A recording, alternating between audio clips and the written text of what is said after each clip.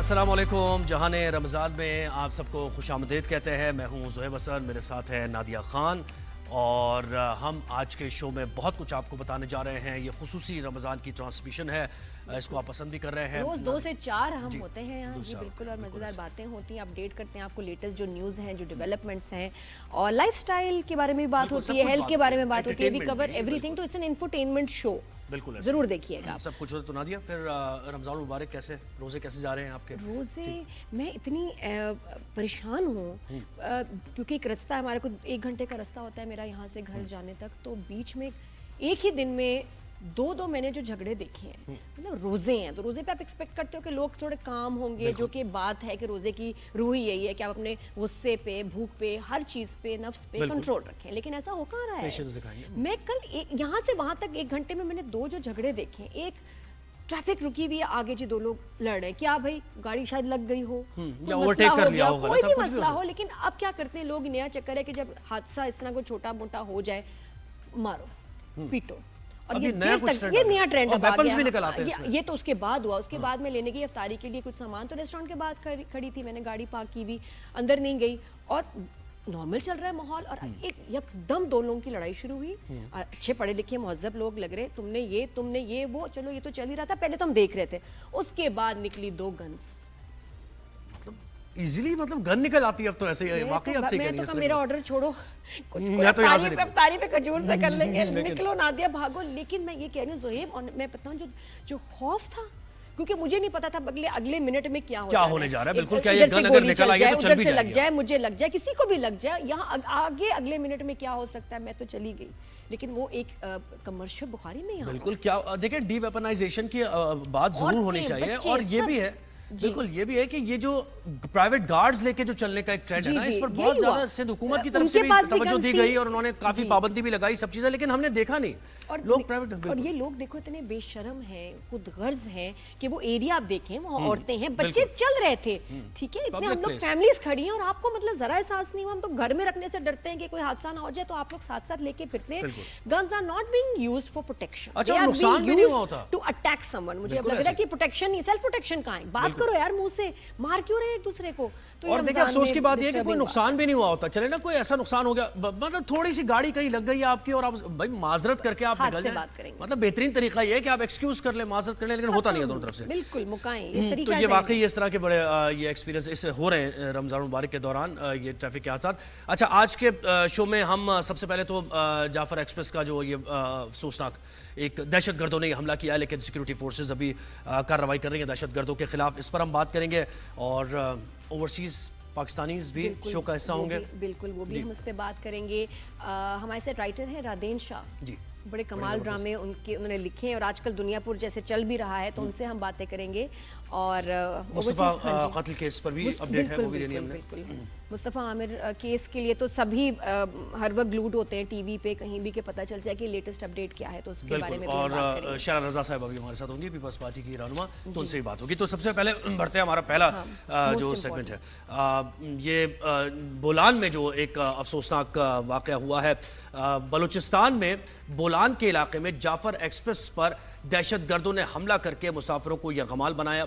Security forces ने कार्रवाई करते हुए 155 अभी तक की इतलात के मुताबिक 155 मुसाफिरों को बाजियाब करवा लिया है, जबकि फायरिंग के तबादले में 27 दहशतगर्दों को जहन्नुम हासिल कर दिया गया, हलाक कर दिया गया। सिक्योरिटी फोर्सेज ने इलाके को घेरे में लेकर क्लियरेंस ऑपरेशन भी शुरू किया है, और 155 यरगमाली मुसाफिरों को सिक्योरिटी फोर्सेज ने दहशतगर्दों से बाजियाब करवा के उनको मच रेलवे स्टेशन जो है वहां पहुंचा दिया गया है। तो ये एक बड़ी दहशतगर्दों ने कोशिश की कार्रवाई करने की, इस पर बर वक्त रिस्पॉन्स भी दिया सिक्योरिटी फोर्सेज ने। इसी पर हम बात करेंगे, तज्जिया होगा, तबसरा होगा। ब्रिगेडियर रिटायर्ड हारिस नवाज साहब ने दिफाई तज्जिया खाने में ज्वाइन किया। अस्सलाम वालेकुम सर। वालेकुम अस्सलाम। ब्रिगेडियर साहब, प्लीज़ ये जाफर एक्सप्रेस पे जो हमला हुआ है, इसके बारे में आप कुछ बताएंगे? लेटेस्ट आपके पास क्या न्यूज़ है? देखें, न्यूज़ तो जो है अभी आपने बताई 155 जो है वो रिहा कर लिए हैं, और 27 टेररिस्ट मारे भी गए हैं, 37 को जख्मी भी हुए हैं।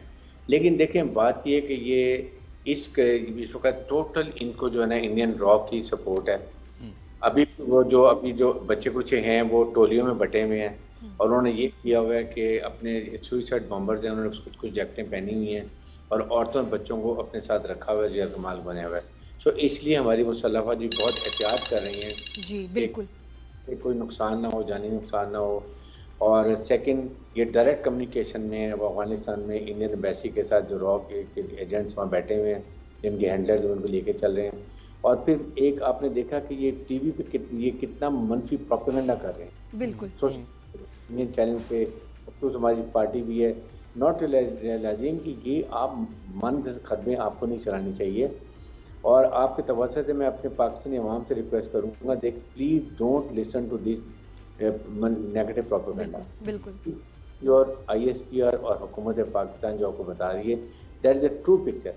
अगर आपको याद हो जब 27 फरवरी 2019 में जब इंडियन जहाज़ गिराया था, तो इंडियन ने खुद एक्सेप्ट किया था कि अगर पाकिस्तान से इंफॉर्मेशन क्या सीखना कि कैसे खबरें अपने अवाम को खबर रखना, तो ISPR से सीखें। इसलिए ये वहाँ पर एक पुरानी 2000 की वीडियो चला रहे हैं, उल्टी सीधी खबरें चला रहे हैं। तो ये हमें चाहिए कि अपने देखें, अपने उनको गलत ग्रुप से बिना देखें। सेकेंडरी ट्रस्ट, ये सारे टेररिस्ट को हमने घेरा डाल लिया हुआ है। दे और अब ये हेलीकॉप्टर इनको मॉनिटरिंग कर रहे हैं, ड्रोन से मॉनिटरिंग कर रहे हैं। तो ओनली रीज़न है कि हम एहतियात करें कि ये बच्चे और औरतें ना को नुकसान ना हो जाए। इंशाल्लाह by evening I am sure कि इन सबको पकड़ लिया जाएगा, ये मारा जाएगा। बिल्कुल इंशाल्लाह। आप ये देखें सर कि टेररिस्ट ने इसको कितना प्लान किया। एक तो टाइमिंग, रमजान का महीना, बिल्कुल ठीक है, उस टाइम, फिर उसके बाद ट्रेन को टनल में लेके जाना है जहां फिर आपके सिग्नल्स ना आ सके, और आपका हाँ मतलब ये कितना वेल प्लान्ड अटैक था। देखें बात ये है कि कोई मुसलमान, आप मुझे बताइए, रमज़ान के महीने में रोज़ादारों को बिल्कुल कोई ऐसे एनिमल्स, ये मुसलमान है ही नहीं, मुसलमान दुश्मन है। और सेकंड ये कि 1-2% है ये जो मजीद ब्रिगेड BLA BNF के अंदर है। रिमेनिंग 98% बलूची हमारे मोहब्बे वतन है। ये गुमराह प्रोपेगेंडा ये खुद भी रियलाइज़ करते हैं जब ये जाके चटेल मैदानों में पहाड़ों में बैठते हैं, फिर जो सब बाग दिखाते हैं ख़त्म, फिर ये कई खुद ब खुद मेन स्ट्रीम में आ जाते हैं। तो इंशाल्लाह इनको भी छोड़ेंगे नहीं, ये पकड़े जाएंगे, मारे जाएंगे। अच्छा बेटे साहब, ये बताइएगा कि ये हम ये कह सकते हैं ना कि ये सिक्योरिटी फोर्सेस, उनकी फैमिलीज का हदफ था इन दहशतगर्दों का, जो अभी तक की इत्तलात सामने आ रही है उसके मुताबिक। जो आपको पता है फौज में कहाँ बलूचिस्तान में सर्विस कर रहे हैं, ये सारे वो कुछ लोग वो थे हमारे जो अपनी फैमिलीज के साथ ईद बनाने के लिए घरों में जा रहे थे। इमेजिन करें, ये इनकी कैरेक्टर्स हैं, ये इनकी सोच है। और बेसिक पर्पज़ ये है, देखें बलूचिस्तान में ये नहीं चाहते कि अमन हो। अगर बलूचिस्तान में अमन हो जाएगा तो हमारा CPEF मनसूबा बन जाएगा, हमारा गवादर पोर्ट ऑपरेशनलाइज हो जाएगा और हम तरक्की करेंगे। दे डोंट वांट कि Pakistan being a nuclear Islamic country ये इकोनॉमिक स्टेबिलिटी आए, बिल्कुल अमन हो, सुकून हो। जी अच्छा, एक और चीज़ मुझे बताइएगा, आप ये कह रहे हैं कि और इससे पहले भी जब एक और वाक़या हुआ था, आपको याद होगा, तो उसमें भी यही बातें सामने आई थी कि इंडियन रॉ इसमें मुलव्वस है। तो ये अगर हम सिक्योरिटी के इक़दामात से मुताल्लिक़ थोड़ी सी बात करें और इस पर सवाल उठाएं कि एक वेल प्लान एक हमला वो करते हैं, उसके बाद उनको ये पता है कि यरगमाली कितने हमने वहाँ से लेकर जाने हैं, किस जगह लेकर जाने हैं, फिर कहाँ रखने हैं ले जाकर, तो ये जो प्लानिंग हुई है, एडर्स और अबेटर्स भी इसके साथ हैं, तो कोई सिक्योरिटी लैब्स आप इसमें देखते हैं या कहना कबल अज़ वक्त होगा अभी कुछ भी? नहीं, देखें असल बात यह है कि ये सारी प्लानिंग काबुल में होती है। उसके बाद आपके सामने यहाँ पर कितने अफगान रिफ्यूजीज़ हैं, बलूचिस्तान में भी हैं, हर जगह पर फैले हुए हैं। अभी हुकूमत ने फैसला भी किया कि 31 मार्च तक जितने लोग भी अफगान सिटीजन कार्ड होल्डर्स हैं उनको भी हम वापस कर रहे हैं। ये 15 से 20 लाख पाकिस्तान में, आप सोचें ये कितनी बड़ी ब्रीडिंग प्लेस है, नर्सरी है, जहाँ पर ये सहूलतकारी भी होती है, इनको ठहराया भी जाता है, छुपाया भी जाता है। अगर हम इनको वापस करेंगे तो एक तो अफगान अबूरी हुकूमत को पता चलेगा कि इकोनॉमिक क्रंच क्या होता है। जब 15 लाख वापस जाएंगे तो आप देखेंगे पाँव पकड़ेंगे। हमें इसको बड़ा स्ट्रिक्ट एक्शन लेना चाहिए। नहीं बहुत। अब ब्रिगेडियर साहब ये बताएं, उन्होंने कोई मुतालबात किए हैं, कोई डिमांड्स पेश किए हैं? कोई डिमांड नहीं है, डिमांड नहीं है कि वो बलूचिस्तान को हम अलग करना चाहते हैं। They can't do it, they know Pakistan के मुसल्लह अफवाज कितनी बैटल हार्डेंड है। ये 1%, 2, 4, 5, 600 ये मजीद ब्रिगेड से कोई फ़र्क नहीं पड़ता। अभी आप देखेंगे इनको कैसे ख़त्म किया जाता है। हमारे ट्रूप फुली ट्रेंड है और देखें किस तरीके से रात के ऑपरेशन में उन्होंने माउंटेन्स एरिया में जाके लोगों को काफ़ी रेस्क्यू दिलाई है और अभी ये स्टिल ऑपरेशन गोइंग ऑन।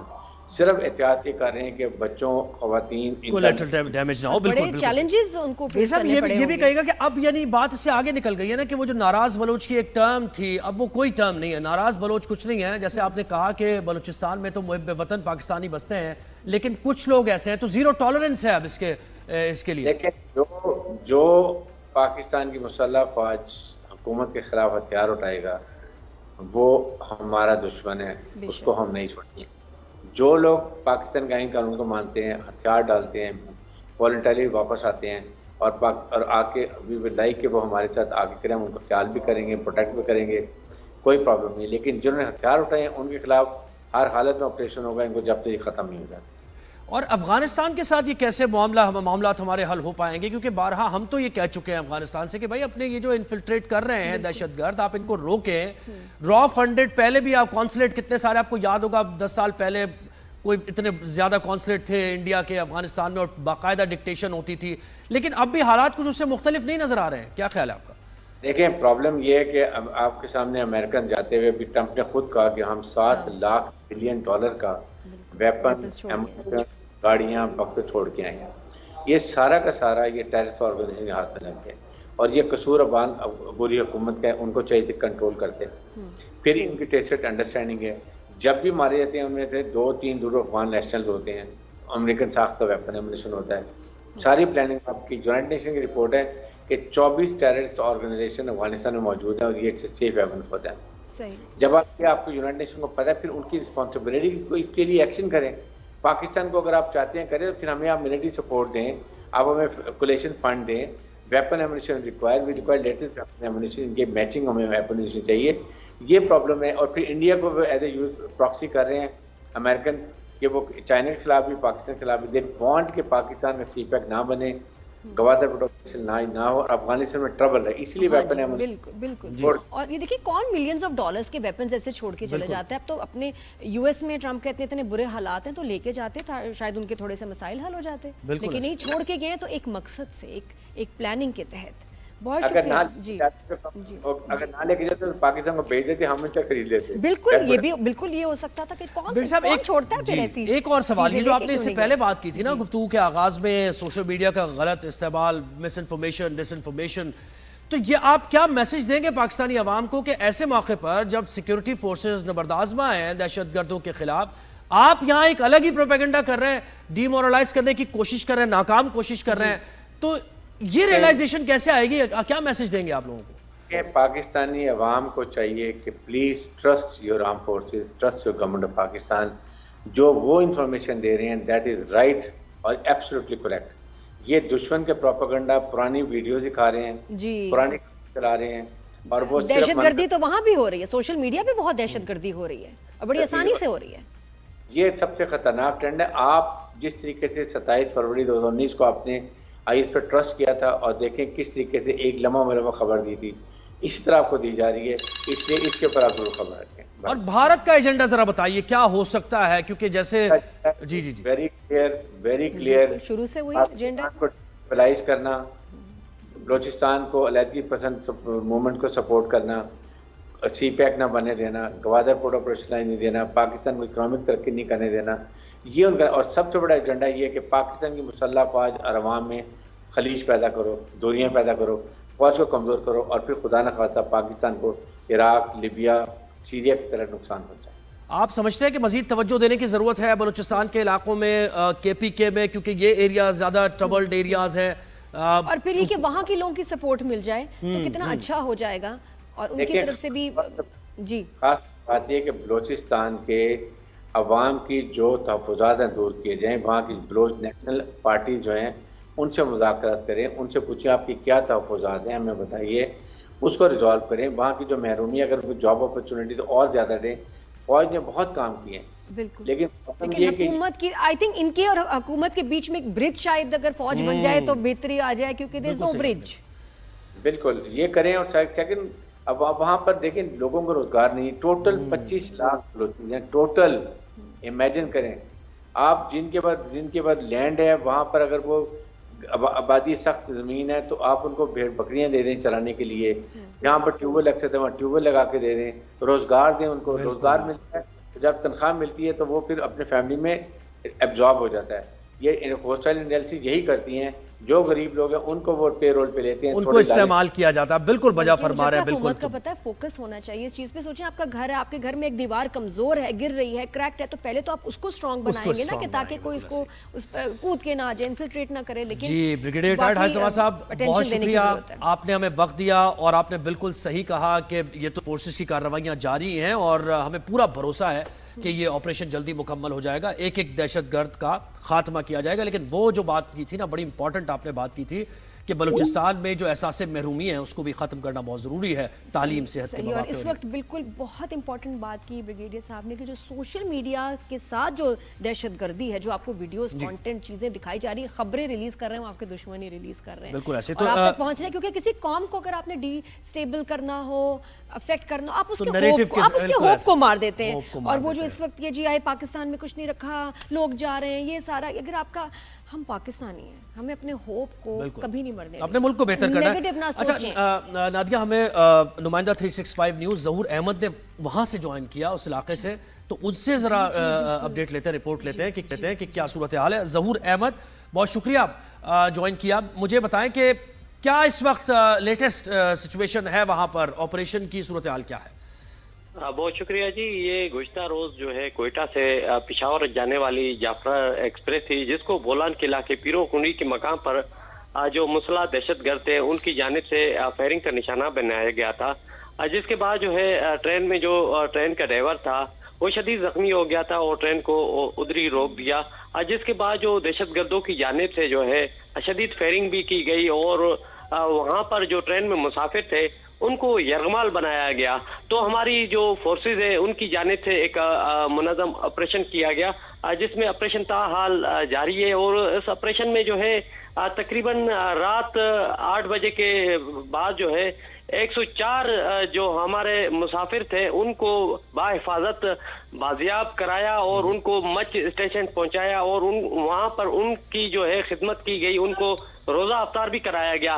ताहाल अब तक जो हमें इतलात मौसूल हो रही है कि बाजियाब की जो तादाद है 155 पे जा पहुंची है और सिक्योरिटी फोर्सेस की जानिब से जो है इलाके को घेरे में लिया हुआ है और ऑपरेशन क्लियरेंस का जो सिलसिला है वो ताहाल जारी है। और इसके साथ साथ जो करीबी हॉस्पिटल है वहाँ पर भी इमरजेंसी नाफिज कर दी गई है और तमाम अमले की जो छुट्टियां हैं वो भी मंसूख कर दी गई है। जहाँ पर ये जो ट्रेन को दहशतगर्दों ने फायरिंग का नतीजा बनाया है वो इलाका पहाड़ों के दरमियान है, जिसकी वजह से जो है यहाँ पर जो एम्बुलेंसेज है वो उनको जाने में भी काफ़ी मुश्किलात व परेशानी का सामना करना पड़ा है। और यहाँ पर जो है अब जो है ट्रेन के जरिए ही जो मुसाफिर बाजियाब हो रहे हैं उनको जो ट्रेन के जरिए ही मच पहुँचाया जा रहा है और मच से जो है सख्त सिक्योरिटी में जो है उनको कोयटा मुंतकिल किया जा रहा है। और इसके साथ साथ मैं आपको ये बताते चलूं कि रेलवे की जानिब, महकमा रेलवे की जानिब से जो है 3 रोज के लिए जो है ट्रेनों की जो सर्विस है वो उसको मुअत्तल किया गया है। जी अच्छा ज़हूर, ये बताएं कि जो मुसाफिर जो है बाजियाब हुए उनसे किसी की कोई बातचीत हुई है, कुछ बताया है उन्होंने?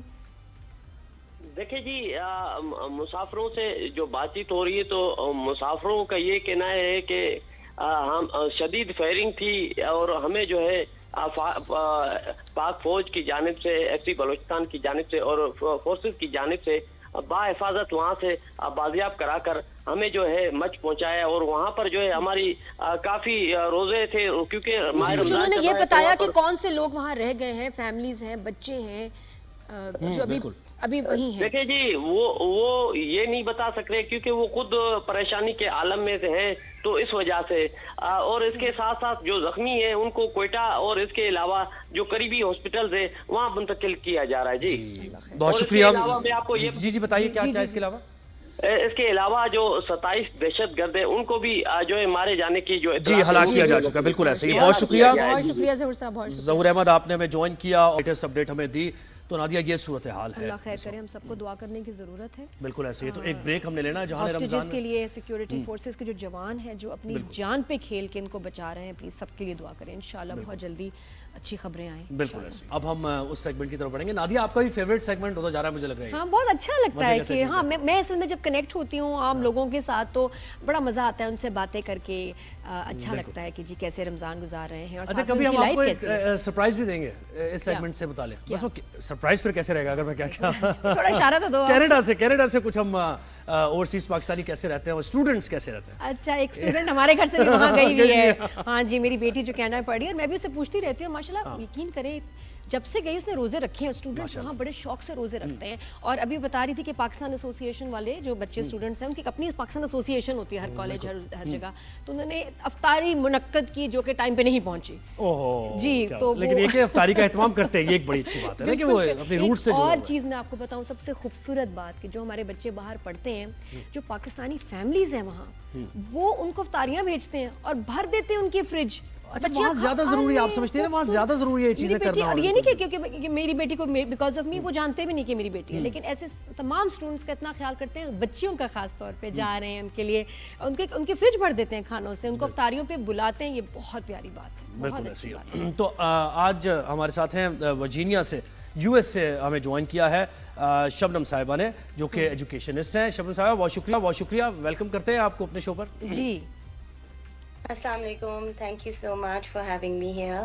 शबनम, कब से आप यूएसए में सेटल्ड हैं? फैमिली थी आपकी शुरू से वहाँ या आपने मूव किया फ्रॉम पाकिस्तान? मैंने मूव किया, it's been now more than 8 years, so it's home now. अच्छा, मूव क्यों किया? क्या मूव क्यों किया? कोई हस्बैंड की जॉब हुई आपकी या वैसे कि स्टार्ट फ्रॉम स्क्रैच? नो, मेरा भाई ऑलरेडी इधर था, तो बस फिर फैमिली मूव कर रही थी, तो इसलिए फिर हम लोग इधर आ गए। तो यहाँ से आपने तालीम यहाँ से हासिल की पाकिस्तान में?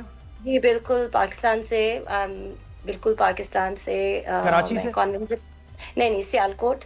और Sialkot is my home town. Shabnam, आपके सामने जो फोन है, फोन के अंदर छोटा सा कैमरा है, उस पे देखें। इतनी प्यारी आप हमें नजर नहीं आ रही। लेंस में देखें, लेंस में। ये that's right, perfect ji.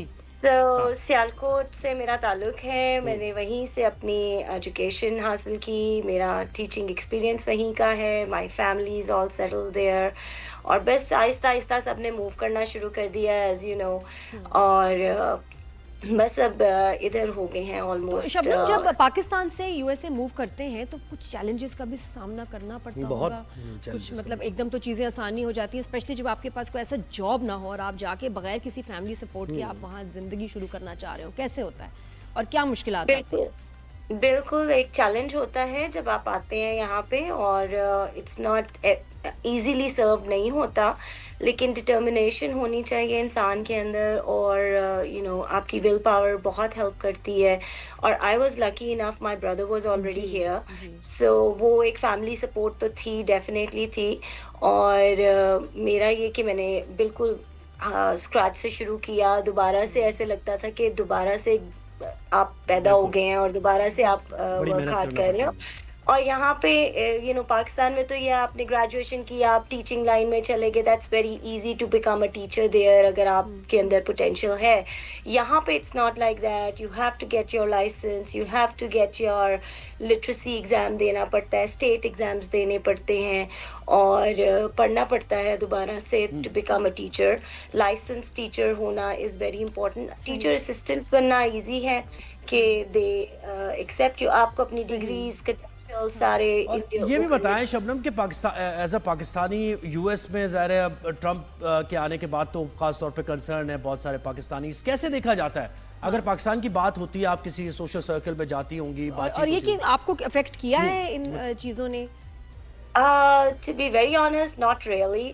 But Trump, being an educationist, I like some of his policies because you know उसकी policies हमारे schools को बड़े अच्छे तरीके से impact करते हैं, और ऐसे पाकिस्तानी और जैसे आप grow करते हैं या जिस तरह से है, so I don't want to get into any you know depth in political point, but yeah I feel कि एजुकेशनल पॉइंट ऑफ व्यू से कुछ वो बेहतर ऐसी है। पॉलिसीज थी अच्छा, जो कि शबनम के स्कूल लहजे में पे जो वो हमारी एक्ट्रेस लेजेंड एक्ट्रेस थी उसमें थोड़ा सा टच आ रहा है उनका, वो भी शबनम ही थी। शबनम जी जी जी, थोड़ा सा नहीं इतने सांस तो नहीं ले रही अच्छा। वो, इतने उनके नहीं, नॉर्मल सांस ले रही है। मैं तो पूरी खास मेरी ब्रीदिंग थी उनकी ऐसे तो जबरदस्त। नहीं है। अच्छा शबनम, आप मुझे बताएं, आप टीचर हैं, टीचर असिस्टेंट हैं स्कूल नहीं, में?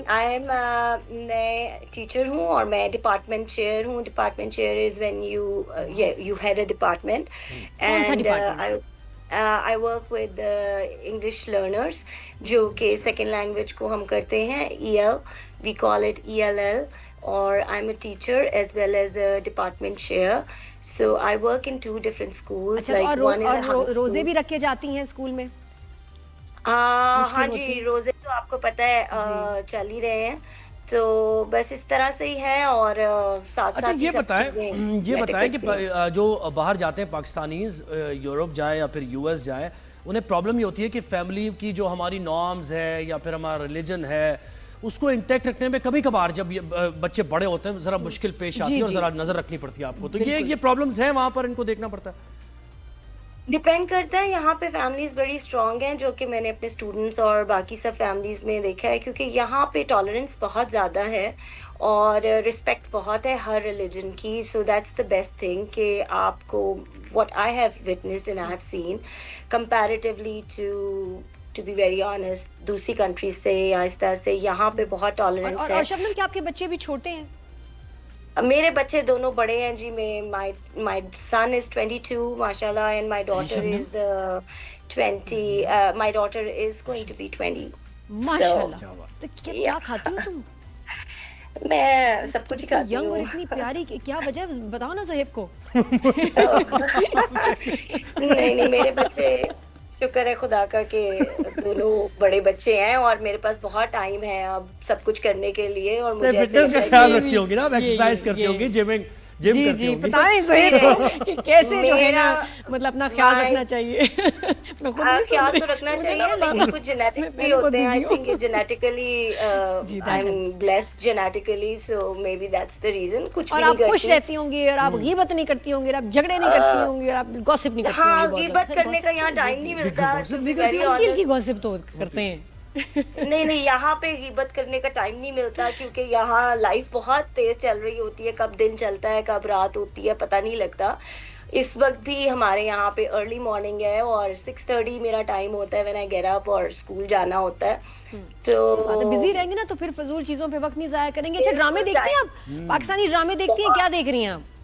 बड़ा सीरियसली देखती हूँ, और मुझे आपका एक सेगमेंट बहुत अच्छा लगता है, where you Marina Khan and then there is clips ही देखती हूँ, लेकिन यू पीपल रियली थॉरली आप उसके पूरा डाइसेक्ट करते हैं ड्रामा Thank को। you तो आई so really much. Like your segment. अच्छा, बहुत मुझे से पता लोग है मैं नाराज भी इसलिए हो जाते हैं राधिका से। नहीं नाराज नहीं होते वो, नहीं तुमसे होते, वहाँ सेटल कर लेते हैं, settle हो फिर उनको जाते हैं, फोन करके कहते हैं कम ऑन प्लीज, क्या हो गया। अच्छा, मुझे बताएं, मैं इसलिए पूछ रही हूँ क्योंकि रादेन शाह हमारे शो पे अभी आएंगे, थोड़ी देर में गेस्ट होंगे, जिन्होंने दुनियापुर लिखा है, कैसी तेरी खुद कर्जी, मेरी गुड़िया। तो ये आपने ड्रामे देखे, देख रही हैं? कुछ पूछूं उनसे? दुनियापुर आपकी मैंने- उस नाम नहीं लूंगी आपका। दुनियापुर मैंने देखा है और वो मैं देख रही थी, मगर वो इतना इंटेंस था कि बीच में मैं कहती थी okay that's too much of killing and all that, तो फिर मैं स्विच कर लेती थी। हाँ, लेकिन ओवरऑल उसमें बता रहे, मतलब it was a good drama, but मुझे अभी रिसेंटली तन मन नीलो नील बहुत अच्छा लगा था। That was the best which I saw, it was really worth watching.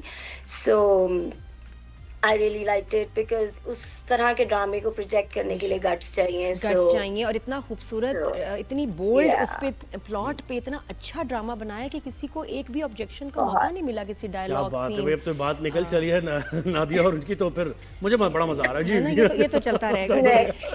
जी, लेकिन ये है कि यहाँ पे if you want to become a teacher you have to work really really hard. आपको इंडोर्समेंट्स करनी, जिस तो state में सियालकोट भी कब आ आप- रही है ये बताएं आप? यहाँ भी सियालकोट बहुत का हार्ड चक्कर वर्क कब कर लगा? रहे हैं, यकीन करो, यहाँ अलग मसाइल है हमारे बहुत। मैं बताऊंगी तुम्हें। know. अच्छा, मुझे बताओ शबनम कि जब अफ्तारी या सहरी वगैरह होती है, कोई खास आइटम की फरमाइश होती है बच्चों की तरफ से, मियाँ की तरफ से, कि पकौड़े या फलां चटनी या ये चीज़ें होनी चाहिए, इसके बगैर नहीं होगी अफ्तारी? नहीं, बिल्कुल ऐसी बात है। मेरा तो बिल्कुल डिफरेंट तरीका है रोजे का, और क्योंकि क्या क्या तरीका है?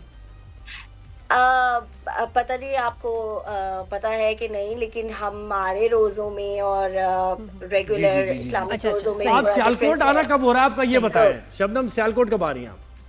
सियालकोट तो अभी काफी दूर है अभी तो यहीं पे ही इसी को, अब सियालकोट पे ऐसा कोई नहीं है, हमारा भाई घर उधर ही है, और वहाँ अभी फिलहाल हमारे कोई तो जो होगी ना, है, फुप्पो, कोई ताई, कोई मामी। सब ऑलमोस्ट सब मूव कोई कर cousin? गए हैं, और या ऑलमोस्ट सब मूव कर गए हैं तो पाकिस्तान। तो अब अभी रिसेंटली मेरी बहन बल्कि आई थी जर्मनी से, वो आई थी और अपने बेटे की शादी वगैरह करके गए हैं।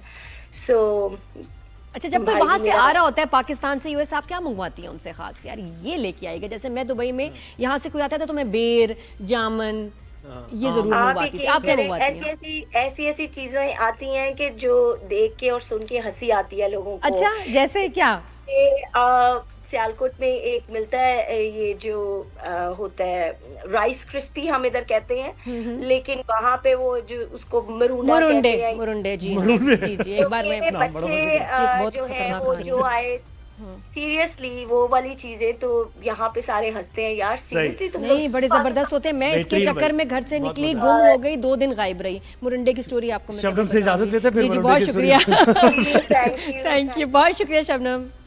जो भी आपने वक्त दिया के सामने अब हम हाजिर हैं, कुछ मज़े की इंटरेस्टिंग बातें भी हम करने जा रहे हैं। असल में जब हम पॉलिटिक्स की बात करते हैं तो अक्सर ये होता है कि भाई पॉलिटिशियंस की हिकमत अमली क्या होगी, अपोजिशन से क्या मुलाकात होगी, हुकूमत से क्या राब्ते हो रहे हैं, मुल्क में क्या चल रहा है, महंगाई कहाँ जा रही है। आप तो हमने ये सोचा है कि ये तो बातें होती रहेंगी, लेकिन हम पॉलिटिशियन से ये भी पूछेंगे कि भाई रमजान मुबारक कैसा गुजर रहा है क्योंकि उनका। पॉलिटिशियंस एक भी आम आदमी। इंसान होते हैं, उनकी भी फैमिलीज होती हैं, और उनकी लाइफ में क्या चल रहा है पूछना चाहिए। बिल्कुल ऐसे ही क्योंकि है। बहुत लोग पता है समझते हैं इनको तो कोई मुश्किल नहीं होती होगी, इनकी तो कोई परेशानी नहीं होती। होते हैं चैलेंजेस, हर जगह होते हैं, खासतौर पे फीमेल विमेन पॉलिटिशियंस। बिल्कुल। तो जिनको- रमजान में रूटीन बिल्कुल, क्या हो जाता है, उनको भी कैसे, क्योंकि अपने- घर को भी मैनेज करना है, इफ्तारी उनके बनाना भी है। हमारे जैसे मसाइल हैं। बिल्कुल ऐसे ही। बच्चों को पालने में, घरदारी भी थोड़ा देखने में, मैनेजमेंट भी जो है, फिर उसके बाद रिश्तेदार थोड़ी परवाह करते हैं कि आप किस पार्टी से किस ओहदे पे हैं। बिल्कुल ऐसे उनको ही, तो फिर आप परवाह ऐसे नहीं, ही उनको तो लेते ये हैं। कि भी टाइम पे फोन आने चाहिए, हाल बाल पूछो, अच्छे अच्छे दावतें अब जैसे करो। नादिया है, नादिया वैसे तो सेलिब्रिटी है, आप घर पे जाएंगी तो ऐसे थोड़ी होगा कि मैंने कुछ नहीं बनाया तो बैठ जाएंगे, ऐसा नहीं है। अरे, मेरी तो बड़ी खास, मेरी तो बहुत लंबी ड्यूटी चल रही है भाई, बहुत बहुत मुश्किल, लेकिन मैनेज करना होता है। और अल्लाह ताला ने औरतों को बनाया इसीलिए इतना फ्लेक्सिबल एंड स्ट्रॉन्ग कि सब ये मैनेज कर लें विदाउट कंप्लेंट्स। बिल्कुल ऐसा ही है। और देखिए ये होता है कि आप जब पॉलिटिशियन होते हैं तो फिर आप लोगों को भी जवाबदेह होते हैं, और बहुत सी बातें आपको फेस करना पड़ती है लोगों की, कि महंगाई से ज़्यादा मुतासरा लोग होते हैं, तो वो क्या आपसे शिकायत कर रहे हैं, उनकी शिकायतें सुनना, फिर अपने हल्के में जाना, तो बड़ी ऐसी मसरूफियात हैं रमज़ान मुबारक के दौरान जो उनको ज़ाहिर है साइड बाय साइड ये काम भी करना है और अपनी पॉलिटिक्स को भी आगे लेकर चलना है। तो हमें ज्वाइन किया है पाकिस्तान पीपल्स पार्टी की सीनियर रहनुमा शैला रज़ा साहिबा ने। वेलकम करते हैं शैला साहिबा, कैसी हैं आप? अस्सलाम वालेकुम। वालेकुम अस्सलाम, ठीक हूँ। और इस वक्त आपको पता है एनर्जी लेवल कितना डाउन होता है। सही कह रही हैं आप जी। शैला जी, आपको मैं कॉम्प्लीमेंट करूंगी, मैं जब भी आपको देखती हूँ ना, मैं कहती हूँ you so graceful, you so pretty. मतलब फिर पूछो कि क्या राज क्या आपका, कि आपके बाल, आपकी स्किन हमेशा, और आपका ड्रेसिंग सेंस इज अमेजिंग। पता नहीं तो अल्लाह से पूछिए। बस ये है कि असल में नियतों का हाल तो अल्लाह जानता है, फिर इंसान की नियत भी जब साफ होती है और फिर ज़ाहिर है मामला कपड़े तो खुद ही शॉपिंग करनी पड़ती है ना, सेलेक्ट करने पड़ते हैं, और वो आपका उसमें टेस्ट बड़ा मैटर करता है। वैसे खुश रहने का राज ये है कि मैं जलती नहीं किसी से। यही बात हो गई ना, मैं यही कहना चाहता थोड़ा सा इसका वॉल्यूम बढ़ाइएगा, मुझे आवाज नहीं आ रही शैला जी तो की। देखिए शैला जी, बात होती रहेगी हमारी आपकी जो रमजान मुबारक कैसे गुजार रही हैं आप एक आम आदमी की हैसियत से, और हम जरा एज अ पॉलिटिशियन भी आपको ज़ाहिर है आपसे सवालात करेंगे। तो पहले हम कुछ पॉलिटिक्स पे थोड़ी सी बात कर लेते हैं। ये जो पानी का मामला है सिंध का, पीपल्स पार्टी बहुत ज़्यादा पुरजोर इस पर आवाज़ उठा रही है, और लग ऐसा रहा है कि पीपल्स पार्टी कॉम्प्रोमाइज़ भी करने को तैयार नहीं किसी भी मामले पर, क्योंकि सिंध के हारियों का, किसानों का मसला है। तो ये मामला कहाँ तक पहुँचे, कितनी यकीन दहानी करा दी गई आपको अभी तक? अच्छा, एक तो मैं ये बताना चाहती हूँ कि इसे सिंध का मसला नहीं है जी। ये सेंट्रल पंजाब के लोगों का भी मसला है, और ये चोलिस्तान के रेजिडेंट्स का भी मसला है। और देखिए, एक तो पंजाब में ये बहुत ज़्यादा, सेंट्रल पंजाब में मसला हो रहा है कि वहाँ पे जो ज़रई ज़मीन है, ज़रई अराज़ी है, वो ख़त्म करके सोसाइटीज़ बनाते जा रहे हैं लोग, और वहाँ की हुकूमत इस पर कोई नोटिस नहीं ले रही। पिंडी में इतनी ज़राई ज़मीन नहीं है, लेकिन उसकी भी रिपोर्ट है कि 5 साल से वहाँ गंदम नहीं हुई, पानी नहीं था। तो अब हमें ये समझना है कि अगर आप ऑलरेडी जो ज़राई ज़मीन है उनको ख़त्म करके आप कंक्रीट जो है वो एक उसका जंगल बना रहे हैं, और जो सहरा है उसको ले जाने के लिए आप पानी ले जा रहे हैं। पहले ही जो है वो पानी नहीं है, ना साउथ पंजाब में पानी है, और सिंध में तो वैसे ही बहुत कम आता है। फिर एक बदकिस्मती है कि पंजाब में ज़ेरे ज़मीन मीठा पानी है, लेकिन सिंध में तो खारा पानी है, क्योंकि एक तो पानी वहाँ नहीं पहुँचता, और फिर दरिया से मिलके जो डेल्टा बनता, मीठे पानी से समंदर का पानी मिलके जो डेल्टा बनता था वो भी नहीं हो रहा, इंट्रूजन हो रहा है, समंदर खाए चला जा रहा है ज़मीनों को। तो ये पहले ही मसाइल हैं। ऐसे में हम ये कर लें कि जी हम जो हैं वो इतनी दूर ले जाके नहरें निकाल के चोलिस्तान बसाएंगे, तो मुझे आप बताएं कि क्या पंजाब का मसला नहीं है? और सिंध का तो है ही। सिंध ऑलरेडी शॉर्टेज का शिकार है, और हम लोअर राइपेरियन है, और जो यूनिवर्सल राइट है वो पानी का वो टेल एंडर का ही है। आप ये नहीं कह सकते कि ये हमारा पानी है उसमें से हम दे रहे, नहीं। आपके बाद सारा पानी लोअर राइपेरियन का है। सही। आपके पास पहले ही पानी की कमी है। और अब तो जब 27 फेब को लाहौर हाई कोर्ट में चोलिस्तान के रेजिडेंट गए थे कि हमसे ज़बरदस्ती कुछ इलाका खाली करा के और हमारे इलाके पे जो है ये किया जा रहा है, तो उस पर लाहौर हाई कोर्ट ने उनको यकीन दहानी कराई है कि गवर्नमेंट ऑफ पंजाब इस मामले को निपटाएगी। और मैं सिर्फ इतना कहना चाहती हूँ कि ये बात गलत है कि जी हम अपने हिस्से से सतलज से निकाल लें। सतलज का पहले ही बुरा हाल है, उसमें दरियाए ब्यास गिरता था, वो कब का सूख चुका है। अब उसके बाद बनता है चनाब, जिसमें रावी जेहलुम और ये चनाब मिलकर जब चलते हैं तो ये सतलज ये इधर आते हैं पंजनत पे, तो उधर से सतलज आता है, इधर से ये दरियाए चनाब, जिसमें अब जेहलुम का पानी पहले ही पंजाब में इस्तेमाल हो रहा होता है। फिर ये सारे मिलकर 25 किलोमीटर के फासले पे कोट मिठन पे जाकर दरियाए सिंध में गिरते हैं। उसके बाद पूरे पाकिस्तान की एक तकसीम बनती है कि इसको सूबे का इतना इधर। इसका मतलब ये शैला जी है कि पीपल्स पार्टी फोकस्ड है, यानी इसका मतलब है पीपल्स पार्टी फोकस्ड है। और बिल्कुल बिल्कुल जी शैला जी, इसलिए देखिए जब आप हुकूमत में होते, जी पानी का मसला तो है ही, और आगे बढ़ेगा। कहते हैं कि जो आगे जंगें होनी है, जो क्राइसिस सबसे बड़ा दुनिया में होगा, वो होगा ही पानी का। और क्या होगा कि दूर दूर के मुल्क आपका पानी चोरी कर रहे होंगे, आपको पता भी नहीं होगा, आपको ब्लैकमेल करेंगे सब। तो इसलिए हमें भारत तो कर ही रहा है ना कि हम उस देखिए भारत तो कर ही रहा है जी। देखिए भारत तो कर ही रहा है, वो है ना डैम पे डैम बना के हमारा पानी रोक रहे हैं, और हम अपनी ही सिंध का भी ज़राअत में एक बहुत बड़ा हिस्सा है। 24% तो चावल हम करते हैं, तो इसको हम ऑलरेडी जो ज़राई ज़मीनें हैं उनके लिए हमें इस्तेमाल करना चाहिए।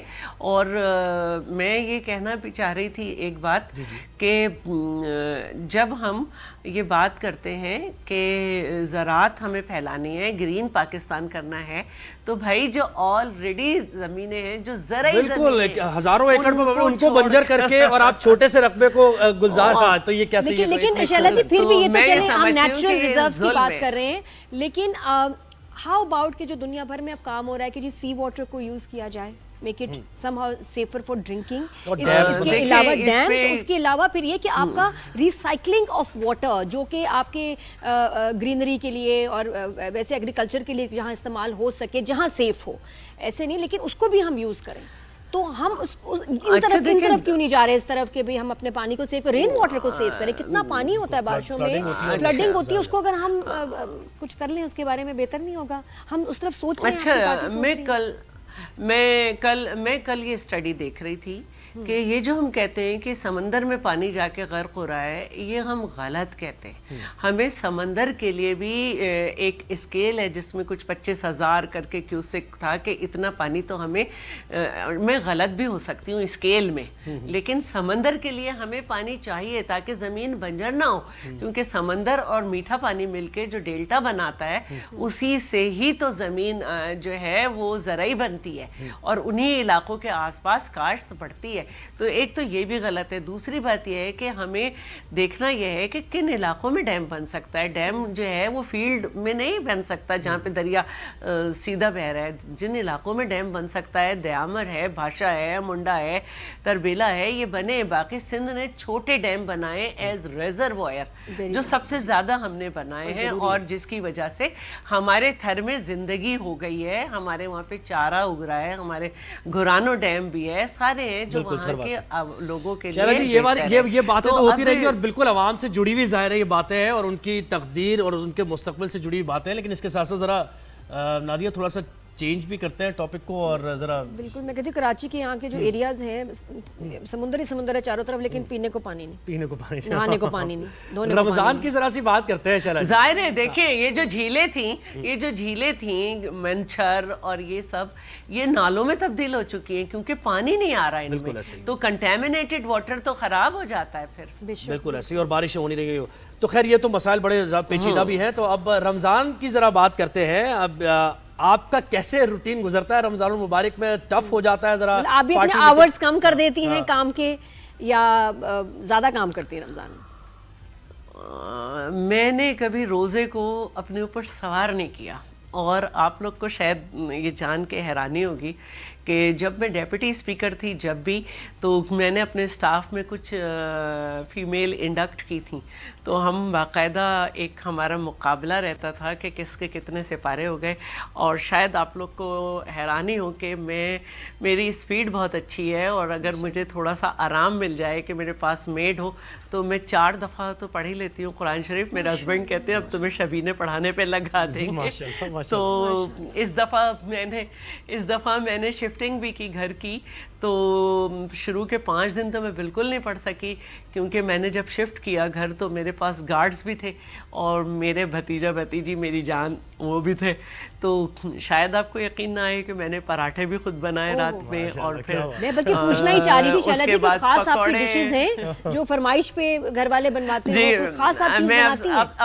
स्पेशल शैला स्पेशल जी मैं बनाती हूँ जी, स्पेशल मैं बनाती हूँ। एक तो कलेजी का जो करी बनती है वो, फिश करी और बिरयानी मैं बहुत अच्छी बनाती हूँ और मीठे में शीर भी बहुत अच्छा बनाती हूँ।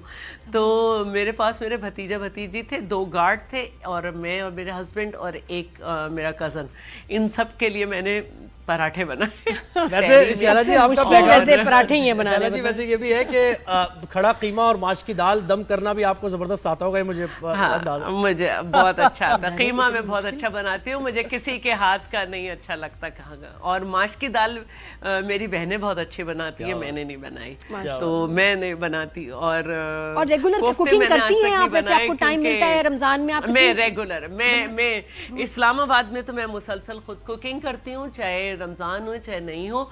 और कराची में ये था कि कुछ अरसे पहले मेरी सर्जरी हुई थी तो जरा मेरे बहन भाई मेरे बड़े नाज नखरे उठा रहे थे। अच्छा। तो मैं कुछ अरसे से नहीं कर रही थी। ये भी एक सवाल शैला जी, अब आप ठीक है? सर्जरी के बाद आप यू फाइन? जी बिल्कुल बिल्कुल, मेरी हिस्टो नेगेटिव आई है माशाल्लाह माशाल्लाह। अच्छा, एज ए डिप्टी स्पीकर भी एक सवाल ज़ाहिर है, वो ये लोग पूछते भी है कि भाई ऐवान में पार्लियामेंट में इतना शोर शराबा होता है, पॉलिटिशियंस इतना एक दूसरे के ऊपर लफ्जी गोला, लेकिन आप मैनेज कैसे करती है? ये भी बड़ी स्किल है भाई आपके पास। आपने देखा ही होगा, सिर्फ मुझे उस वक्त गुस्सा आता था कि जब अपनी जगह से बैठे बैठे पर्सनल अटैक्स पे आ जाते थे, तो फिर अहले ज़बान होने का कुछ तो फ़ायदा मैं भी उठा लेती थी, मैं भी बोल लेती थी। चलो जी, इतना अच्छा लगा आपसे बात करके, यकीन करें दिल चाह रहा है कि पूरी ट्रांसमिशन में आपसे बातें आपको हम स्टूडियो में मधु करेंगे, ईद जरा करीब आ जाए। बिल्कुल, और आपसे रेसिपीज भी लेंगे, गपशप भी करेंगे, क्योंकि ये एक lighter side of these politicians लोगों को देखना अच्छा लगता है। बिल्कुल जी, बहुत शुक्रिया, थैंक यू जी। 365 न्यूज़ पे जहाने रमजान चल रही है, अभी आवाजें आ रही हैं, इसका मतलब है कि मंशा और याले आ चुकी हैं, बल्कि आ गई हैं। और थोड़ा सा वक्त है हमारे पास, लेकिन अभी हमें एक राइटर से मुलाकात करानी है भाई। बिल्कुल, वो भी चल रहा है, लेकिन ये जब वो शोर होता है ना इस तरफ से, तो मैं समझ आती हूँ कि भाई आ गई गपशप, 2 सहेलियां और इतनी मजे की इनकी बातें। तो 4 बजे के बाद आप उनको देखेंगे 365 न्यूज़ पे। उससे पहले हम हैं और हमारी बातें हैं और कुछ खबरें भी हैं।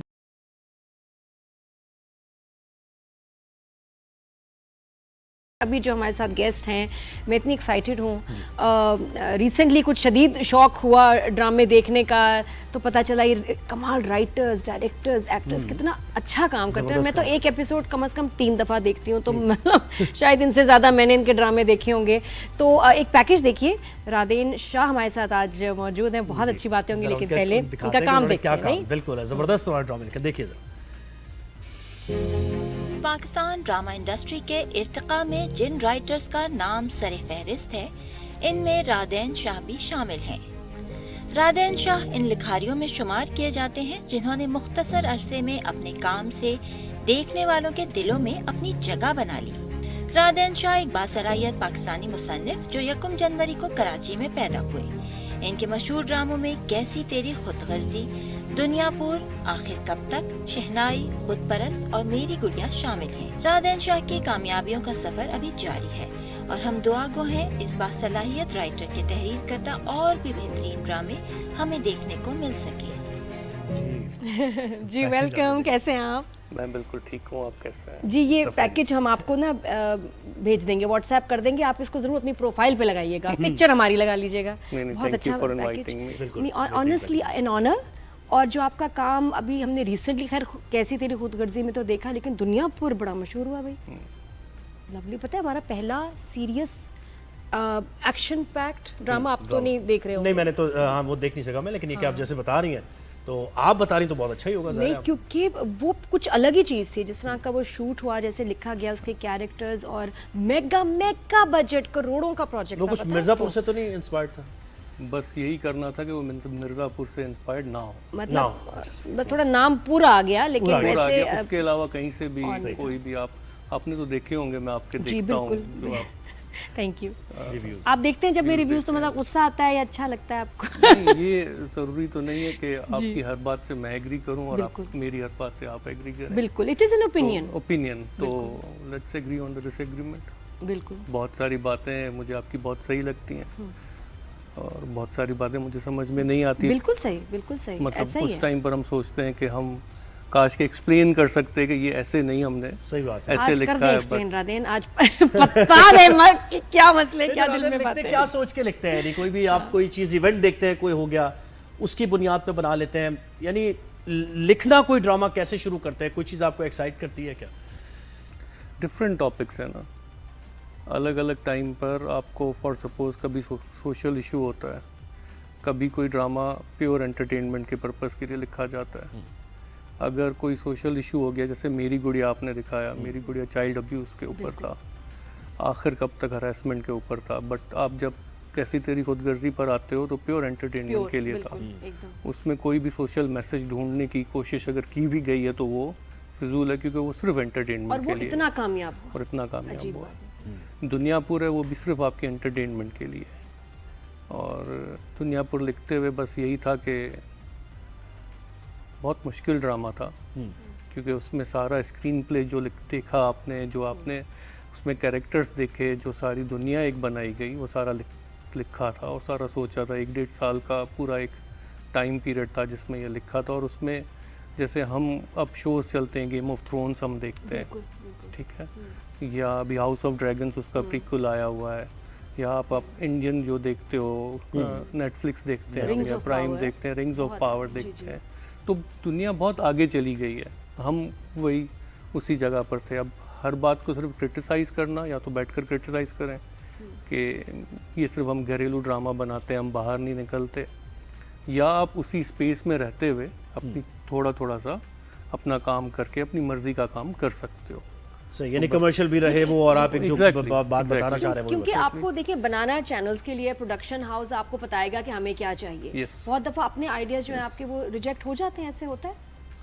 नहीं, देखें, ये सारा एक टीम एफर्ट होता है। ऐसे नहीं हो सकता है कि मैं ये बोलूँ कि मैं अकेले खुल लूँ, सब कुछ मैं ही करूँगा। मतलब आप लेके जाते हैं स्टोरी, या वो आपको कहते हैं कि भाई रादेन ये इस पे लिखो? नहीं, दोनों तरीके से हो सकता है।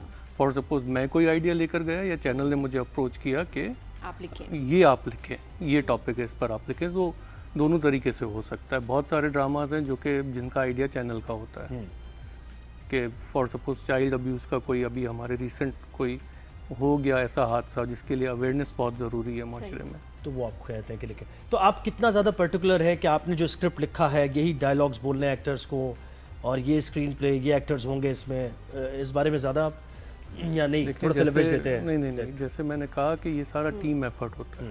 क्योंकि कुछ आपको पता है राइटर्स कहते हैं कि हमारा उनके असिस्टेंट मौजूद होते हैं सेट पे कि देखना कि की और का भी नहीं बदलना। नहीं, मैं खुद बदल देता हूँ, ठीक है, खुद ऐसे बदल देता यानी हूँ। अगर एक्टर कंफर्टेबल नहीं, एक्टर कंफर्टेबल की बात नहीं है। जैसे हम प्रोडक्शन के से पहले प्रोडक्शन वाले, जैसे हम उस जो एक फेज है ना जिसमें हम कंटेंट टीम के साथ कंटिन्यूसली हम लाइजन होते हैं और सारा एक पूरा स्क्रिप्ट को पढ़ रहे होते हैं, उसमें कोई एक ऐसा पोर्शन आता है या जहाँ पर डायरेक्टर आकर अब इन्वॉल्व हो गए, स्क्रिप्ट कंप्लीट हो गया और डायरेक्टर इन्वॉल्व हुए, तो उन्होंने बोला कि इसमें ये ना 8-10 सीन अगर डल जाएं तो और इसमें वैल्यू बढ़ जाती है जो आप दिखाना चाह रहे हैं, तो वो मैं खुद कर लेता हूँ। या कुछ लाइंस अगर ऐसी आ जाएं जिसमें ये इमोशंस हो, हाँ एग्जैक्टली, तो बजाय इसके कि कोई और करे आप खुद कर लो। और कभी किसी एक्टर ने ऐसा कहा कि ये लाइन मैंने नहीं बोलनी है, मैं नहीं बोलूंगा, ऐसा नहीं होता? हम लोग ऐसा हुआ हमारी ऐसी लाइनें होती भी नहीं वैसे। हमारी ठीक ही होती है लाइनें, कभी कभी हो जाता है, लेकिन इस तरह के जब राइटर्स होते हैं ना तो इनके स्क्रिप्ट में पता है मिस्टेक्स नहीं ऐसी होती, बिकॉज रिसर्च और साथ में इनको पता होता है। मैं तो खलील रहमान कमर को सोच रहा था ना, ये मैंने समझे आप नहीं देखा, सुन मेरे दिल देखिए। तो रादेन, अब मुझे बताएं अभी आप प्रोजेक्ट जो अगला कर रहे हैं, बड़ी ज़बरदस्त उसमें कास्ट है, हानिया आपके साथ, मतलब आपके ड्रामे में आपके साथ बिल्कुल, और फिर बिलाल अब्बास, बड़ा ज़बरदस्त कोई प्रोजेक्ट होने जा रहा है, क्या है, थोड़ा सा हिंट दें, व्हाट इज इट अबाउट? अभी आई डोंट नो कि मुझे उसको कितना रिवील करना है। नहीं, प्लॉट क्या है, यानी बता दें कि बुनियादी वो भी प्योर एंटरटेनमेंट पर्पस के लिए लिखा गया है। अच्छा। और एक यंग लड़के लड़की की लव स्टोरी है, और 6 सिग्मा के लिए, ARY के लिए वो ड्रामा है, बट आई डोंट नो अभी तो उसके शूट में भी कुछ शायद टाइम है। तो ये आप समझते हैं कि लव स्टोरीज और ये वो जो सास बहू की आप बातें, तो ये जरूरी है, ये भी लोग देखना चाहते हैं या ये ही लोग देखना चाहते हैं इसलिए ज्यादा कंटेंट इस तरह का आ रहा है? देखिए, मैं फॉर सपोज अभी 39-40 इयर्स का हूँ, मेरी सोच बदली है, मगर मैं जब 16 साल का था ना तब मैं कुछ और देखना चाहता था। शुरू से लिखना चाहते थे, लेकिन नहीं देखना चाहता था। जैसे आप अभी कुछ, आपकी प्रेफरेंस कुछ और होगी और 10 साल पहले कुछ और होगी और उससे 10 साल पहले कुछ और होगी, ठीक है? तो अभी भी लोग, लड़के लड़कियां 16-17 साल के होंगे ना, उनके वो इमोशंस होंगे। कुछ लोग होंगे जो सीरियस फैमिली ड्रामा देखना चाहते होंगे, मगर एक होगा ना कि जो ख्वाब देखना चाहता होगा, जो सोते हुए कोई इमेजिन करता हो कि एक ऐसी खूबसूरत लड़की हो, या लड़की इमेजिन करती हो कि ऐसा एक लड़का हो। आप अगर ख्वाब वो स्क्रीन पर दिखाते हो, किसी के मतलब सच्चे किए हुए वो सारी फिल्माई हुई दुनिया जब आप दिखाते हो, तो वो भी एक अच्छी चीज़ है। आप उस यूथ को भी जब टारगेट करते हो तो उसमें लव स्टोरी बहुत अच्छा टॉपिक है। यूथ में ना ज़्यादा, जब जैसे ड्रामा शुरू होता है शादी और रिश्ते की बात हो जाती है, और वो भी खाला की बेटी या मामू का बेटा। क्यों ज़रूरी है ये क्यों ज़रूरी है? वही तो मैं कहती हूँ, मुझे लगता है हमारे यूथ के और भी बड़े मसाइल हैं, खास इस वक्त तो सबसे ज़्यादा सर्वाइवल, करियर, जॉब, तालीम करें, पढ़ना चाहिए, मूव करें बाहर, यहाँ कुछ करें। मुझे लगता है सबसे बड़ा मसला है तो इस वक्त हमारा ये, और घरों में ये कह रहे हैं, रिश्ते की बात नहीं हो रही, घरों में बात पता है क्या हो रही है हमारे जैसे घरों में? पहले काम करो, सेटल करो, फिर शादी की बात करो। कोई रिश्तों की बातें नहीं हो रही आजकल, बहुत महंगाई हो रही है, हमारे घरों में रिश्ते की बात नहीं हो रही। शादी मतलब मुझे क्यों डांट रही हो? मुझे क्यों डांट रही हो? अल्टीमेट गोल शादी क्यों है? तेरा हो गया सब कुछ। नहीं, मैं बता रही हूँ। बेचारा क्या करें, ये थोड़े दिनों में ठीक हो जाएंगे, मैं भी ठीक हो जाऊंगी। लेकिन मैं ड्रामे होते ना, देखिए जज्बात हमारे प्रोफेशन की रिक्वायरमेंट है, जज्बाती होना हमारी रिक्वायरमेंट है, ये मसला है। आप वैसे मेरे शुरू से लिखना चाह रहे थे या राइटर को? अच्छा, आप सीरियस तो नहीं बन सकता, आप राइटर के सीरियस बहुत है, आप कुछ मतलब खुल के कुछ लिखते तो खुल के, लेकिन आप खुल के हंसते भी हैं। हंस के बताएं। हंसने वाली बात होगी तो हंसूंगा, प्लीज बताएं। हंसने वाली कोई बात हुई तो बिल्कुल हंसने वाली बात करो। हम बगैर मजा के मैं नॉर्मली हंस रहा हूँ, बिल्कुल नॉर्मल। लेकिन वैसे मतलब शुरू से शौक था, कभी नहीं, शुरू से शौक नहीं था, तो एकदम कैसे आप इतना खूबसूरत, इतना अच्छा लिख लेते हैं? मैं असल में, मुझे ट्रेन किया अपनूर ने, अपनूरुल्लाह शाह जो है, उन्होंने, मुझे भी नहीं पता था कि मैं राइटर बन सकता हूँ, बट उनके साथ जब मेरी 1-2 मुलाकातें हुई तो उन्होंने फिर आहिस्ता आहिस्ता मुझे बताया कि तुम राइटर बन सकते हो। फिर उन्होंने 1-1.5 साल, आप में क्या टैलेंट, कि आप लिख सकते हो? मैं अपनी किसी सजेशन लेने गया था किसी बात के लिए, कोई प्रॉब्लम था उसके लिए, तो उन्होंने मुझे कहा कि ये मुझे सारा लिख कर दो। अच्छा, तो आजकल उन्होंने देखा मतलब कि आजकल मुझे भी बड़े लोग कह रहे हैं वैसे राधेन, मुझे बहुत बहुत लोग कह रहे हैं मेरे लिखने सामने को। लेकर आए। नहीं, लेकिन मसला अब उसमें क्या आता है कि देखिए मेरे थॉट्स बोलना वो तो मुझे आसान, जब लिखने पे आती हूँ ना दूसरा लफ्ज लिखती हूँ भूल जाती हूँ बात क्या जा रही थी, बोलने में तो निकल गया ना, लिखने में तो जुमलों को ठहराना बड़ा जरूरी है ना कि आप लिखें, और इसलिए जरूरी नहीं कि जो अच्छा बोलता हो या ये वो तो वो लिख भी रहे, लिखने के लिए एक अलग। अच्छा, दुनियापुर के बारे में कहा जा रहा है कि ये मेरे प्रोड्यूसर भी पूछ रहे हैं कि सबसे महंगा तरीन ये ड्रामा है इंडस्ट्री का। One of the most expensive, one of the most हो सकता है, बट इसका अगर एक्यूरेट आंसर चाहिए तो वो प्रोड्यूसर ही दे सकते हैं, लेकिन काफी ज्यादा आई थिंक कि काफी ज्यादा एक्सपेंसिव और है। इसलिए भी एक्सपेंसिव क्योंकि उसमें बहुत एक्सप्लोजिव्स इस्तेमाल किए गए, उसके जो एक्शन सीन्स थे वो बहुत जेन्युइन थे और बहुत सही थे, उसमें जो गाड़ियां उड़ाई हैं वीएफएक्स काफी अच्छे यूज किए गए हैं, गाड़ियां और पूरी जो आउटडोर जो सारा शूट किया गया है, लोकेशंस, मतलब ऐसे थे घर में आप एंटर हो रहे हैं तो आप एक शहर में, जब बाहर निकले तो आप एक और शहर में शूट कर रहे हैं, तो इतनी शूटिंग एक्सटेंसिव और इतने बड़े स्टार्स। तो मुझे एक और चीज़, अभी आप कौन कौन से प्रोजेक्ट्स आ रहे हैं, किन किन टॉपिक्स पे लिख रहे हैं या लिखना चाह रहे हैं? देखें, अभी मैं एक हम टीवी के साथ कर रहा हूँ और वो एक स्टूडेंट पॉलिटिक्स की कहानी है, स्टूडेंट लीडर की कहानी, जो कि मैं करना चाहता था। वो बहुत अट्रैक्ट करती थी मुझे, और जब बैठे हम लोग, हम टीवी की कंटेंट टीम और मैं, तो एक अच्छी कहानी बन गई और एक स्टूडेंट लीडर बस की। देख लीजिएगा, अप्रूव करा लीजिएगा, पीका बीका लग चुका है स्टूडेंट नहीं वो स्टूडेंट पॉलिटिक्स में फिर ज़ाहिर है वो होता है ना कि आप खामखाई ऐसी बातें करते हैं जिनकी ज़रूरत नहीं होती है। सही, आप किसी भी सेंसिटिव टॉपिक को बहुत आप आराम से, दूर दूर से, या उसको कितना करीब से छूना है, मगर आप बात कन्वे कर सकते हैं, बिटवीन द लाइंस आपको क्या बात करनी है, आप कर सकते हो। यही आर्ट है। और कितना अब ये देखिए जो अभी ड्रामास चले हैं मॉब लिंचिंग पे, तो कितनी नफासत से बनाया गया है, क्या लिखा, क्या डायरेक्ट, बहुत अच्छा जोगी नादान, तो इतनी सख्त बात जिसपे कोई बात नहीं करता कह दी गई। अब मुझे ये बताएं कि ये जो आपने कैरेक्टर सोचा है जिसपे आप लिख रहे हैं कि जी यूथ पॉलिटिक्स पे, और जो यंग पॉलिटिशियन है, जहन में क्या आता है कौन एक्टर होगा, किसको, किसी को इमेजिन करके लिखा है आपने कि ये एक्टर बोलेगा, तो किसी जर्नलिस्ट को ले सकते हैं, जरा उनको पॉलिटिक्स का तजुर्बा डेट्स भी दे देंगे आपको, जब मॉर्निंग शो करते हैं 11 के बाद फ्री हो जाते हैं, 11 से 11 अवेलेबल है। नहीं, किसी को सोचा नहीं है अभी, सोचिएगा आज के बाद बिल्कुल सोच, कभी भी आ सकते हैं। नहीं, लेकिन ये बहुत अच्छा टॉपिक है क्योंकि देखिए सेटिंग कर रहे हो ना अपनी, समझ आ रहा है मुझे ज़ुहैब। स्टूडेंट्स से जो हमारी बात होती है, ये बहुत अच्छा टॉपिक है, आपने सही, बहुत ज़्यादा उनको अपनी बात कहने का कोई तरीका एक तो शायद नहीं मिल रहा उनको, या फिर उनकी नर्चरिंग तरबियत इस तरह की नहीं हुई है ना। पॉलिटिक्स का मामला ज़ाहिर है अभी कॉलेजेस में, यूनिवर्सिटीज़ में नहीं है, यूनियंस वगैरह, तो इस वजह से उनके बात कहने के तरीके भी जरा कुछ अलग हो जाते हैं, हार्श हो जाते हैं, जिसकी वजह से। तो ये बड़ा अच्छा टॉपिक है। आपने भी यही सोचा क्या लिखते हुए? बिल्कुल यही सोचा है। देखिए, स्टूडेंट बहुत जज्बाती होता है ना, जिस एज में होता है, और काफ़ी लोग उनको फिर डीमोटिवेट भी करते हैं, और काफ़ी लोग जो मोटिवेट करते हैं वो भी इस तरीके से मोटिवेट करते हैं कि वो अपने मकसद के लिए उनको इस्तेमाल करते हैं। धरनों में, सियासत में वो बेचारे सियासत की भेंट भी चढ़ जाते हैं। बिल्कुल, और दोस्तों की भेंट भी चढ़ जाते हैं कि इधर आ जाओ, आप ग्रीन पे तो नहीं लिख रहे? इधर आ जाएं आप, नहीं दूसरे चैनल पे।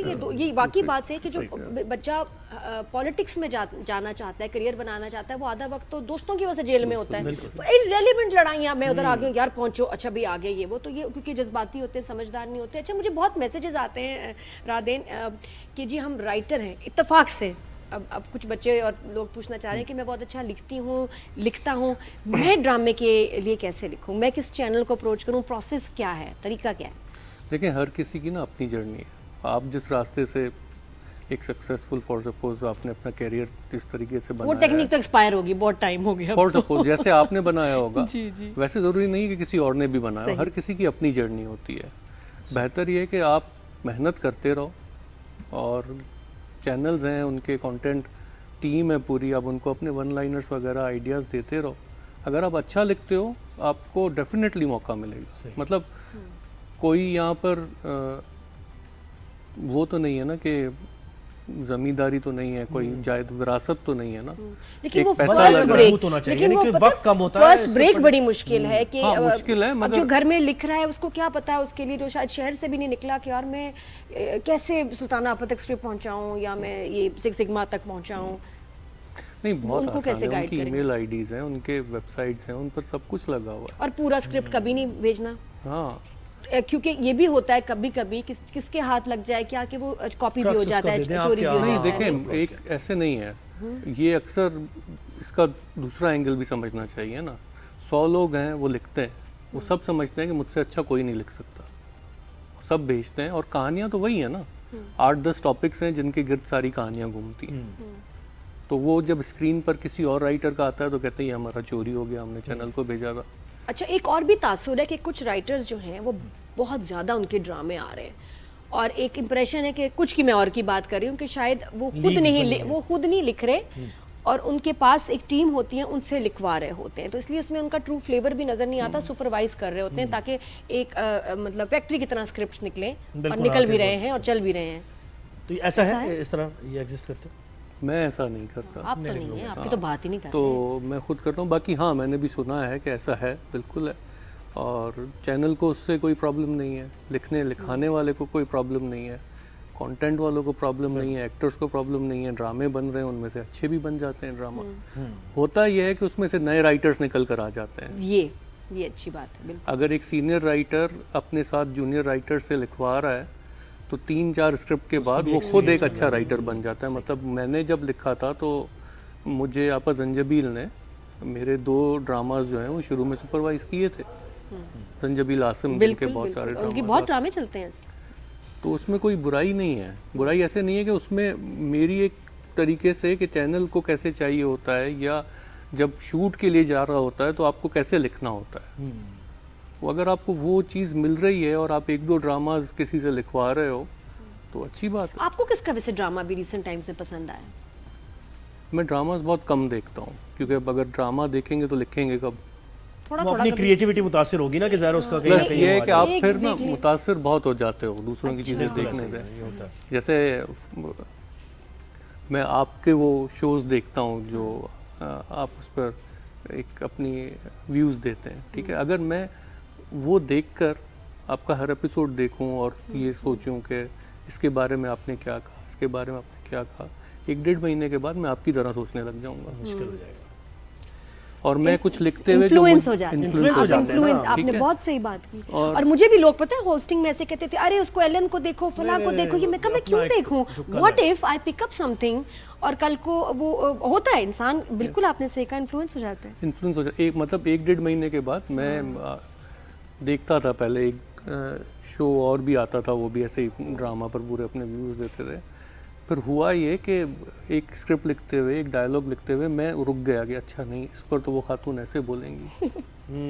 तो क्रिएटिविटी वो इतना आपको मुतासिर करते हैं, तो फिर आप वो ना देखो तो ज़्यादा बेहतर है। क्योंकि अच्छा देखता क्यों है बंदा कि आपकी तारीफ भी होती है, वो आपको अच्छी भी लगती है, बिल्कुल, और क्रिटिसिज्म भी होता है, ज़ाहिर उससे भी आप criticism भी बेहतर होता है। तो बात तो बहुत खैर हो रही है नादिया, लेकिन खबर ये है कि वक्त खत्म हो गया हमारे पास। आप जाएं, तो बातें कर रहे हैं, मैं तो नहीं जा रही। इतना अच्छा लग रहा है, इतना मजा आ रहा है, तो आपका प्लान है तो हम क्या कर सकते हैं। बहुत शुक्रिया, आपने वक्त दिया। नादिया की बातें तो ऐसी, वैसे बड़ा मजा आया आपसे बात करके, और मुआशरे पर ऑब्जर्वेशन आपकी खास है, और वो आपकी तहरीर में भी नजर आती है। तो और राधेन, बताऊं, दिल से मेरी ख्वाहिश है कि जिस तरह स्टार्स के नाम सबके टिप्स पे होते हैं, सबको पता होता है ये जा रहे हैं वो जा रहे हैं, मैं चाहती हूँ हमारे मुल्क के लोग और एंड इंटरनेशनली आल्सो हमारे राइटर्स के नाम उनको पता हो, हमारे डायरेक्टर्स के नाम उनको पता हो, DOPs के नाम पता हो। और अभी रिसेंट टाइम से माशाल्लाह ऐसा हुआ है कि लोग अब नाम से जो है सिलेक्ट कर रहे हैं, और उसमें आपका नाम शामिल है कि राधेन शाह का ड्रामा है, कुछ होगी ये चीज़। ऐसा होना चाहिए। पता है क्यों? आपको तो ये पता होगा कि हमारे पास स्क्रीन प्ले भी राइटर लिखता है, डायलॉग भी वही राइटर लिखता है, और स्टोरी भी वही राइटर लिखता है। किसी को ABCD भी नहीं पता होती है ड्रामा की, जब तक कि उसके पूरे एपिसोड्स बनकर हाथ में ना आ जाएं। डायरेक्टर भी बाद में इन्वॉल्व होता है, एक्टर्स भी बाद में होते हैं। मतलब एक पूरा ब्रेन चाइल्ड एक राइटर का होता है। 90% काम हमारे पास राइटर करता है। सही है। एक बात याद आई थी कि जी अब आर्टिस्ट को कहते हैं कि जो हमें पूरा स्क्रिप्ट नहीं मिलता, हमें पूरी कहानी का पता नहीं होता, तो इसलिए हम साइन कर देते हैं और बाद में पता चलता है, ये जनरली मैं बता रही हूँ कि भाई स्टोरी ये तो थी नहीं ऐसे, आगे कैरेक्टर ने तो कहीं और जाना था। नहीं, वो फिर बड़ा राइटर बड़ा नाम देखकर आ जाते होंगे ना शुरू में, सारा पढ़कर फिर आओ। पढ़ के आओ बेटा। ये हम अगली निशिस्त में ये सारी बातें करेंगे। और इंडस्ट्री एज ए इंडस्ट्री ये हम है इस्टेब्लिश्ड है या नहीं है, यहाँ लोगों के राइट्स वगैरह जो आपने डीओपीस की बात की, कैमरामैन्स की बात की, तो उनको सेफगार्ड किया जाता है या नहीं, ये हम ज़रूर बात करेंगे। तो बड़ा मज़ा आया जी बात करके राधेन से। आखिरी जाते पूछूंगी, मुझे सब ये कहते हैं कि जी राइटिंग में, ड्रामा राइटिंग में पैसा है या नहीं है? क्यों नहीं है? पैसे नहीं मिले तो क्यों लिखेगा कोई? मतलब as a profession full fledged आप इसको बनाएं कि इसमें पैसा बस है। ये लिखना शुरू सारा करें हीरो, आप, इतने में सारा हीरो नहीं लेके जा रहा, काम करता हूं शो के आप ड्रामा लिखना शुरू करें। हीरो नहीं सारे पैसे लेके जा रहे हैं, बाकी लोगों को भी मिल रहे हैं। बिल्कुल ऐसे ही। इट्स अ गुड करियर, तो जरा सब पैशन हो तो फिर बिल्कुल ऐसे ही। बहुत शुक्रिया, आपने वक्त दिया। जहान रमजान में बस इतना ही हमारी साइड से, क्योंकि अभी ब्रेक के बाद आपको जाले और मंशा ज्वाइन करेंगे, हमारी ट्रांसमिशन जारी है। कल मिलेंगे इंशाल्लाह 365 न्यूज़ पे जहान रमजान ट्रांसमिशन में। खुदा हाफिज़।